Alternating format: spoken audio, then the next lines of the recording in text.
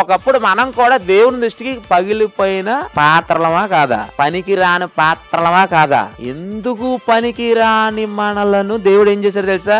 Repair చేయించి పనికొచ్చే పాత్రగా మలుచుకోవాలనుకున్నాడండి. ఇది ఎవరి మనసు అండి? ఇది దేవుని మనసు. మరి మన మనసు అయితే వాడండి తాగుతున్నాడండి, ఎవడ మాట వింటలేదంటే అప్పుడు అంటారు ఒరే చచ్చిపోరా అంటాడు, అంతేనండి. అంతేగాని అతను తాగుడు మానిపించడానికి ఏం చేస్తే బాగుంటుంది, అతని విచారం మానడానికి ఏం చేస్తే బాగుంటది, అతని ఆరోగ్యం బాగు చేయడానికి ఏం చేస్తే బాగుంటది, ఆలోచించే వాళ్ళు చాలా చాలా చాలా తక్కువ, కానీ పాడైపోవాలనుకునే వాళ్ళే ఎక్కువ. కానీ మన ప్రభు ఉన్నాడే, ఎందుకు పనికొచ్చే పాత్రగా మలుచుకొని వాడుకుంటున్నాడు. చూసారా దేవుని మనసు ఎంత గొప్పదండి. నిజంగా నేను మీరు అలా దేవుడు అనుకోకపోతే ఇప్పటికి పగిలిపోయిన కప్పులాగా ఏ డస్ట్ బిన్ లోనే ఏ చెత్త కుప్పలో ఉండాలి. కానీ అలా అనుకోలేదండి దేవుడు. అతను చదువుకోలేదు కదా, ఆమె చదువుకోలేదు కదా, వాళ్ళు నాకెందుకు పనికి వస్తారు అనుకోలేదండి. నాకు ఆమె కావాలి, నాకు అతను కావాలి, వీరు నేను బాగు చేసుకోవాలనుకునే దేవుడు నిజంగా మన పైన దయ తెలిసి నిజంగా ఈ రోజు మనం క్రైస్తవ్యంలోనికి వచ్చామంటే ఇది మన బలం వలన, మన సంపద వలన, దేవుని కృప వలన. చెప్పండి, క్రైస్తవులు అయ్యామంటే మన స్వశక్తి ఏమీ లేదు ఇందులో.